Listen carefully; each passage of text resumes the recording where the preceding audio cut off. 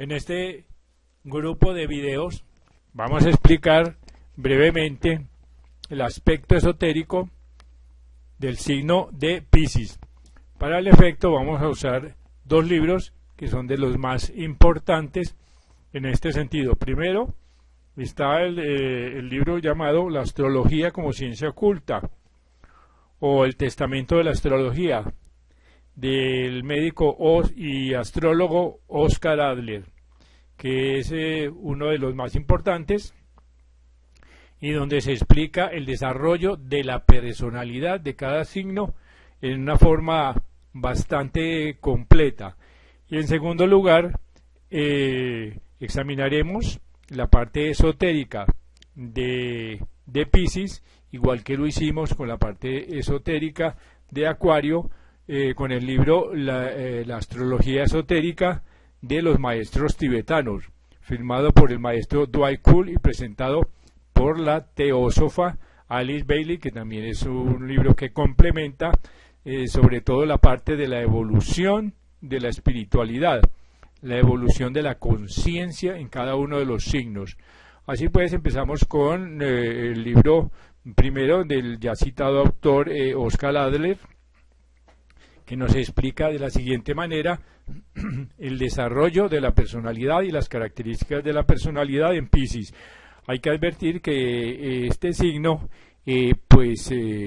ya no está tan presente en la humanidad porque estamos entrando al signo de Acuario. Se supone que el signo de Piscis terminó más o menos a la altura de la Segunda Guerra Mundial, pero como se sabe, los signos no terminan en una fecha determinada ni empiezan en una fecha determinada, sino que se entremezclan por cientos de años. O sea, Acuario empezó más o menos en 1700 a dar señales de su evolución, mientras empezaba a terminar Piscis, y Piscis se cree que va a seguir influyendo en muchos países y en muchas personas durante los próximos 300 años. O sea que eso es lo que explica en parte la cantidad de problemas y la cantidad de soluciones y conflictos que presenta la humanidad en este momento. O sea, hay una especie de choque de trenes entre las emociones de Piscis y los inventos y el desarrollo mental de la época de Acuario. Sin embargo, de todas maneras, es importante conocer qué fue lo que pasó o que está terminando de pasar en Piscis. Y dice así el siguiente autor.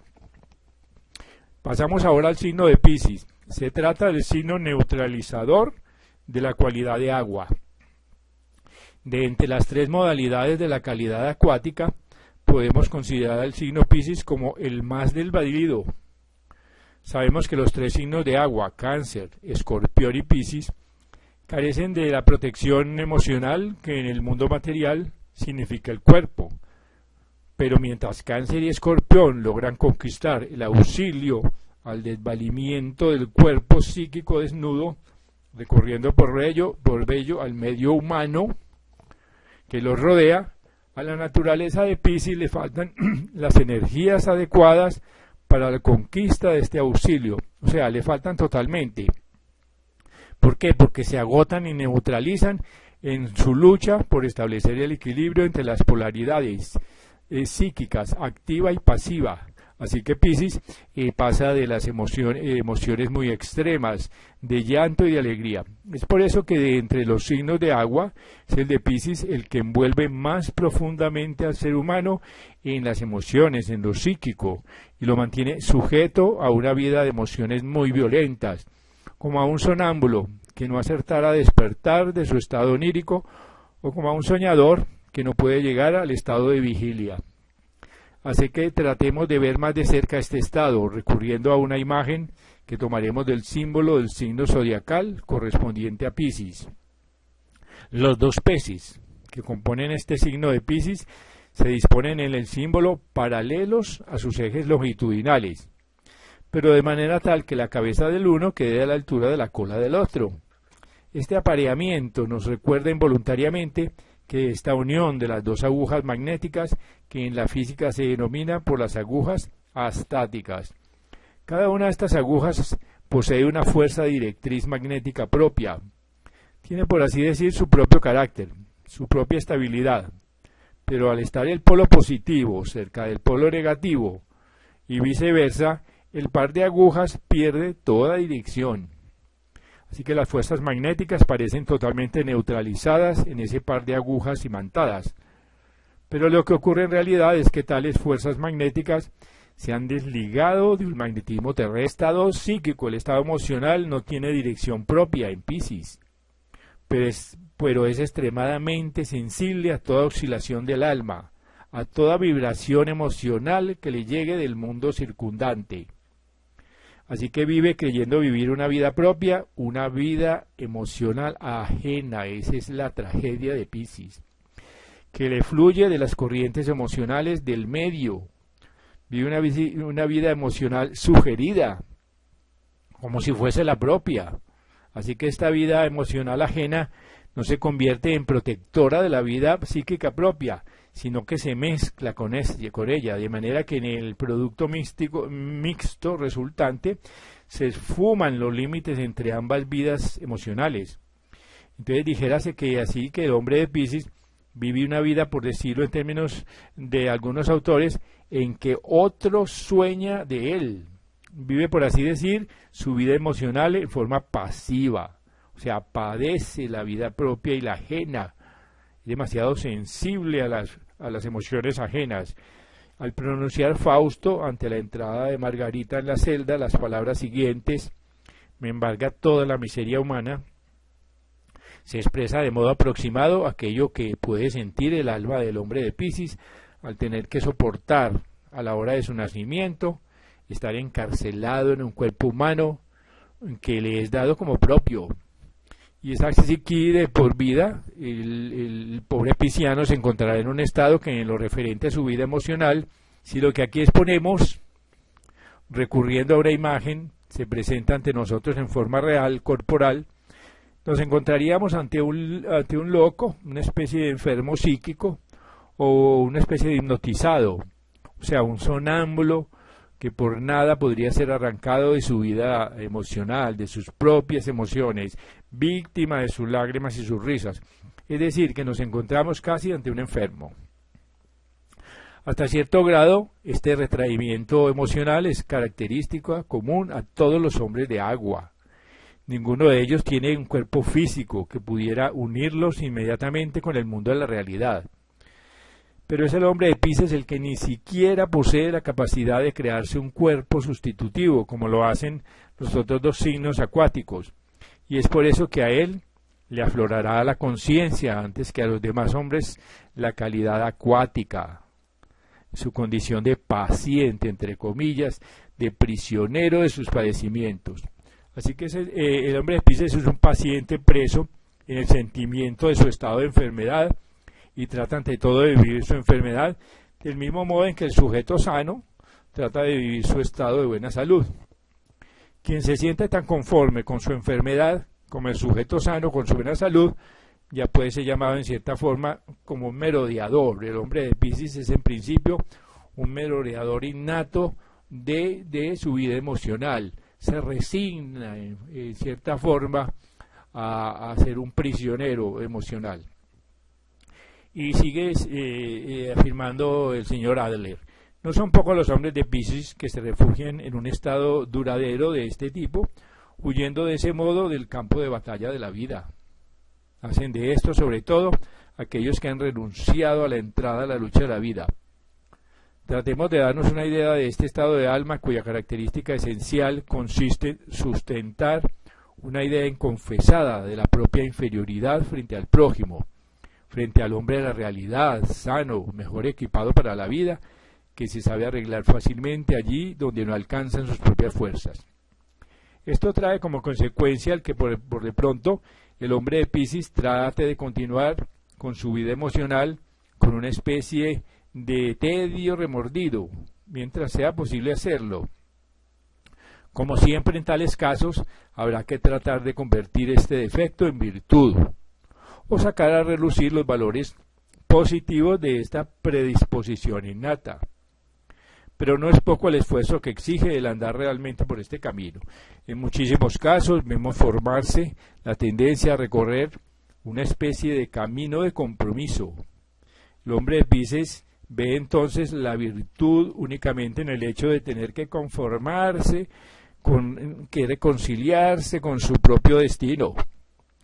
Y es entonces que se produce un curioso estilo de vida que lleva a la utilización y aún a la demanda de todas las consideraciones a las que un enfermo cree tener derecho.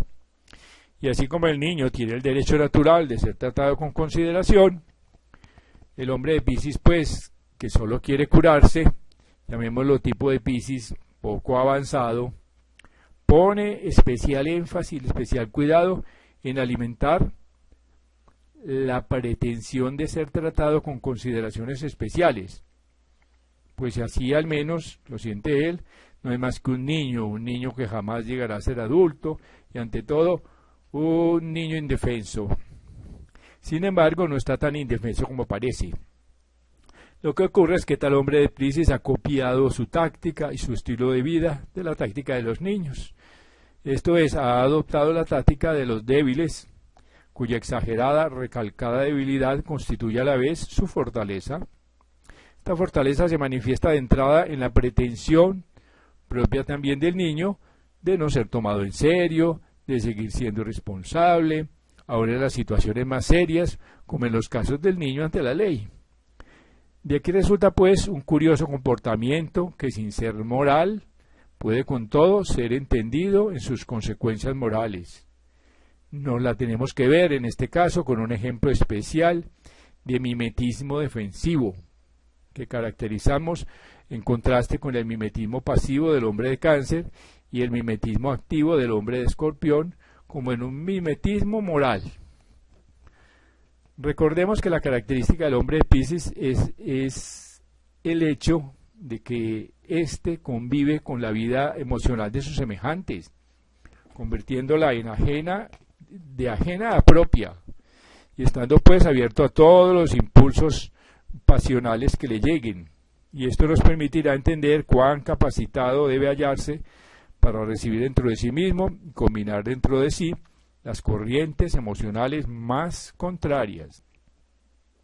El restablecer de continuo tales combinaciones y conferirles una especie de centro de gravedad no es tarea que pueda abarcar un único sujeto moral, pues tendría que ser tan amplia que el conciliar armónicamente amor y odio, crueldad y piedad, esperanza y desesperación, maldad y bondad, en fin, todo lo imaginable en punto a contenido de vida emocional tendría que capacitar a quien tales cosas acertase a realizar, a penetrar simultáneamente en todas las formas imaginables. Así que las posibilidades de que esto tendría por condición previa el que un ser humano pudiese ser a la vez todo aquello que, por ejemplo, parece ser un actor dúctil, o sea, alternativamente en las distintas obras que representa. Téngase bien en cuenta lo siguiente: parece ser, es decir, sin tener que serlo necesariamente. Si aplicamos esta comparación a la naturaleza emocional del hombre de Piscis, resultará con pasmosa evidencia que tendremos ante nosotros un talento mimético realmente moral que no solo capacita al ser humano, como lo vimos por ejemplo en el signo de Cáncer, para bailar al son que le toquen, sino que convierte momentáneamente al hombre de Piscis en un propio ejecutante de este son, y lo ejecuta no para creerse inteligente, sino porque un impulso pseudomoral de su interior lo obliga a ello. Y de esta forma llegamos a otra de las características de la naturaleza de Piscis, o sea, a su mediación moral. La huida hacia este estado suscita ese estilo lúdico propio del hombre de Piscis, que podríamos calificarlo como un actor de la vida, del mismo modo en que, por ejemplo, se llamaba al famoso actor cinematográfico Leon Chaney al hombre de las mil máscaras. Así que podríamos hablar aquí que del hombre o la mujer de las mil caracteres, solo con la diferencia de que en nuestro caso se trata de un arte histriónico más o menos inconsciente, que no es más que una táctica de infancia prolongada a la vida adulta. Una táctica pues infantil de emplear el arte de la imitación para adaptarse al medio humano. Y continúa diciendo el señor Adler, pero el hombre de Piscis no experimenta este mimetismo moral bastante doloroso y por momentos humillante como un acto voluntario, no, sino como algo impuesto, como una especie de orden sugestiva que apaga la propia voluntad moral para sustituirla por una voluntad moral ajena.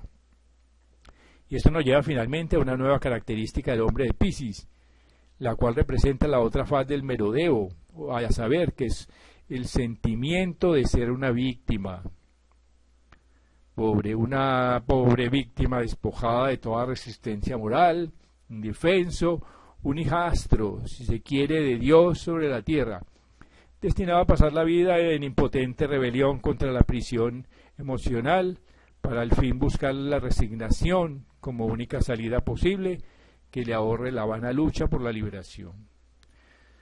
Hasta aquí hemos tratado de trazar un cuadro de la naturaleza de Piscis, cuyo elemento esencial caracterizamos ahora de mediunidad, del mismo modo que el hombre de Cáncer es el romántico y el hombre de Escorpión es el mago.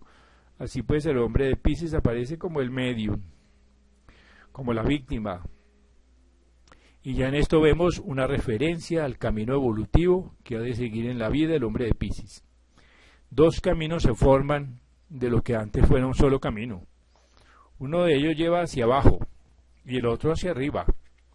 Aquel que lleva cada vez más profundamente al merodeo lo llamaremos camino de la enfermedad. Y el otro lleva hacia la curación, llamémoslo camino de la salud, o sea, camino de la redención.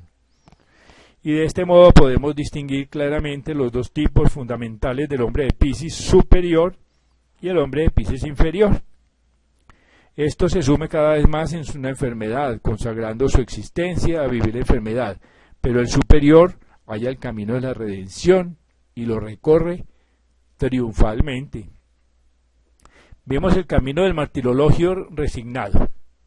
Es profesión de todos aquellos que recorren este camino, la de vivir su mediación sentimental, de modo de convertirse en una especie de medium profesional, o sea, un verdadero sentido de la palabra, sea en sentido figurado, esto es, aspirando a convertirse en medium de los seres humanos que caen en la esfera de su personalidad. Con gran agudeza escogen a las personas a las cuales se convertirán luego en herramientas o víctimas. Las personas dotadas de una suficiente dosis de sentido de la realidad o de brutal egoísmo, como para que ellos, a los hombres poco evolucionados, les sea de esa manera posible cargar con un martirio en cuya vanidosa gloriola puedan luego sentirse elevados para finalmente volver a refugiarse en su sueño predilecto de considerarse como hijastros de Dios. Por último mencionaremos como postrera tentativa de fuga ante los sobresaltos de un despertar repentino la tendencia muy frecuente en los hombres de Piscis, que es la tendencia a dedicarse a la toxicomanía, al alcohol, al opio, a la cocaína, a la morfina, etc. Los hombres de Piscis poco evolucionados tienden a estos problemas, y no es casualidad el que este vicio salte a un número tan elevado de gente con predisposición mediúmnica. Los que, como se entenderá, son especialmente numerosos entre los hombres de Piscis, pues con esto se les abre un terreno que les permite crearse algo así como un campo de batalla secundario, al cual puedan llevar su tendencia al mimetismo moral y sin tener por qué darse enteramente. Pero cabe preguntarse, ¿y qué pasa con el camino de la redención? Por lo pronto lo podemos caracterizar con las palabras que emplea Richard Wagner en su famosa obra Parsifal. Él dice, ser sabio por piedad.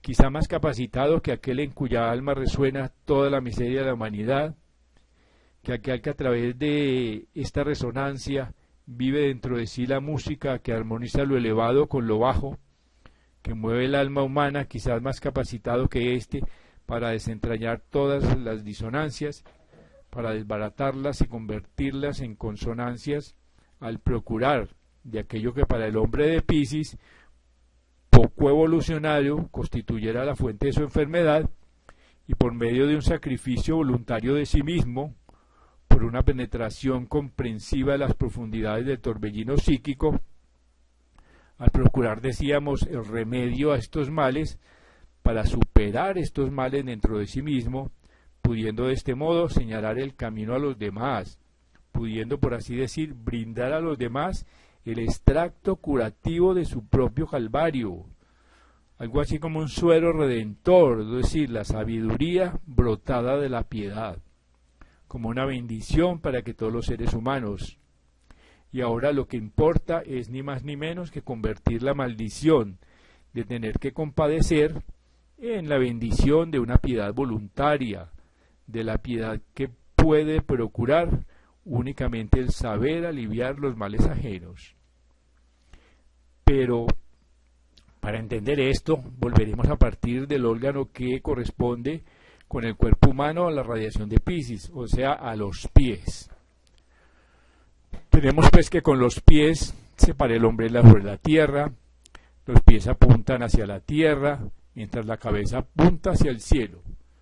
Pero es también con los pies que nos encontramos en contacto directo e inmediato con la suciedad del terrestre. Jamás ha habido un ser humano tan limpio como para que este contacto no le haya dejado adherido un poco de suciedad. Pero esta suciedad de la tierra no es más que nuestra participación de aquello que en la Edad Media se ha llamado el pecado original, por el cual quedaríamos atados a la tierra. Seguiríamos siendo el hijo del hombre, el hijo de la tierra, como dijéramos la sexta conferencia. De esta región vuelta al pasado, de esta región femenina de nuestro ser, crecen nuestras pasiones. En esta región de la tierra se acumulan como se acumula la suciedad en los pies, los restos de los escombros hereditarios, lo bajo, lo ruinoso. Es por eso precisamente que le está dado al hombre elevado de Piscis el poder de obrar en algo que no le está dado a ningún otro signo, o sea, la fuerza de limpiar esta suciedad y de, entre comillas, lavar los pies del prójimo, como enseñaba Cristo. Recordemos el signo del pez de los cristianos primitivos. Y decía en los evangelios, luego puso agua en un lebrillo y comenzó a lavar los pies de los discípulos y a limpiarlos con la toalla con que estaba ceñido. Entonces vino Simón Pedro y Pedro le dice, Señor, ¿tú me lavas los pies? Respondió Jesús y díjole, lo que yo hago tú no entiendes ahora, mas lo entenderás después. Y dícele Pedro, no me lavarás los pies jamás. Y respondióle Jesús, si no te lavare, no tendrás parte conmigo. Dícele Simón Pedro, Señor, no solo mis pies, más aún las manos y la cabeza. Y dícele Jesús, el que está lavado no necesita sino que le lave los pies, mas está todo limpio. Esto aparece en el Evangelio de San Juan. Pero el poder de cobrar la fuerza de redimir a los demás solo le está dado a aquel que pueda recorrer el camino del hombre de Piscis, superiormente evolucionado, de aquel que vea en el Creador al sujeto abrumado por el pasado, al sujeto que sufre, al enfermo que aún no acierta a limpiar su propia suciedad, que no acierta a limpiar sus propios pies, y solo le está dado a aquel que pueda convertirse médico sapiente por transformación de la sustancia enferma, como ya dijimos, en suero salvador. Y es así que sale a relucir el verdadero oficio del hombre de Piscis altamente evolucionado, esto es, el de ayudar a todo aquel que preso aún de su ego, de su quejumbroso cuerpo emocional, no puede encontrar el camino hacia el todo, el de convertirse ante todo en un médico de las almas, para aquellos que se esfuerzan en barro por ocupar la suciedad que se les ha acumulado, como sustrato de todo lo bajo y mezquinamente atados a la tierra, pues es él, en la realidad, el verdadero médico, el que sabe cómo hacerlo, porque como hombre pie, entre comillas, que es, fue destinado a vivir y a obrar en las regiones emocionales, en las regiones psíquicas. Y de esta forma entendemos también qué cambio tiene que producirse en aquello que llamamos el mimetismo moral, que en casos extremos podría llevar a la extinción total de la conciencia. Pues este mimetismo moral se convierte así en un poder de comprenderlo todo y por ende en un poder de perdonarlo todo, pero no perdonar en el sentido de una endeble indulgencia, sino en el de aquella piedad curativa, triunfante, que lleva a decir no volverás a pecar. En cuanto al planeta transmisor de fuerzas correspondiente a la radiación de Piscis, se dice que es Júpiter, en su polaridad femenina. Basta aquí con la mera referencia a esto, con la simple mención de que este poderoso planeta depara las fuerzas de ascensión que se liberan al cabo de toda clase de escorias, neutralizando de este modo la gravedad terrestre. Es Júpiter, pues, el que da alas a la esperanza fervorosa, y se convierte de este modo en la brújula interior del camino a las alturas. Y antes de abandonar la región de agua, vamos a decir unas palabras acerca de las relaciones entre esta región con la región de tierra en general. Vamos a comparar el hombre de tierra con el hombre de agua. Al comienzo hemos hecho a este respecto algunas observaciones, pero es a esta altura que resulta plenamente evidente la forma en que se complementan entre sí estos signos opuestos de tierra y de agua, ya que sólo por la acción recíproca de estas dos regiones se ablanda por un lado la tierra, áspera, dura, seca, y por otro lado el agua cobra efecto al impregnarse de tierra. Sin agua la tierra quedaría huérfana de vida, y sin tierra el agua quedaría sin obrar. Y es en la Biblia, en el Génesis, donde resuena maravillosamente esta idea: y toda planta del campo antes que fuese en la tierra, y toda hierba del camino antes que naciese, porque aún no había Jehová, Dios, hecho llover sobre la tierra. Pero también se pregunta el autor, ¿pero qué es la lluvia? El racionalista diría lo siguiente: la lluvia es agua, es H2O. Pero en la concepción de las ciencias chinas del espíritu, la lluvia es algo parecido a nuestra concepción esotérica del agua, en su calidad de nuncio de los reinos superiores, vuelto hacia la tierra. Así que allá arriba, en las regiones que tienen libre acceso a la radiación solar, las gotas de agua toman en sí esta radiación y luego al caer a la tierra en forma de lluvia, para ser absorbidas por dicha tierra, transmiten los gérmenes de vida que esperan sumidos en el seno de la tierra, así que le dan como una especie de saludo del sol. Y estremeciéndose por este sentido, la vida comienza a moverse al encuentro de dicho sol. Y lo que la lluvia es en la órbita del macro, es las lágrimas en el micro, llamado hombre. La lágrima es pues nuncio de piedad, la piedad de Dios. Es agua de sufrimiento, por cuya fuerza santificadora se neutraliza el rigor inexorable de la ley natural, inclemente, férrea, terrestre. Todas las lágrimas que hayan sido derramadas por dolor y sufrimiento son el agua que por la fuerza positiva puede llevar la gravedad, la pesantez terrestre, hacia arriba, arrancándola del pasado. Así que las lágrimas son el agua que fluye, pues, hacia las alturas. En esta forma vemos una bella descripción de las características del signo Piscis desde el punto de vista de la personalidad.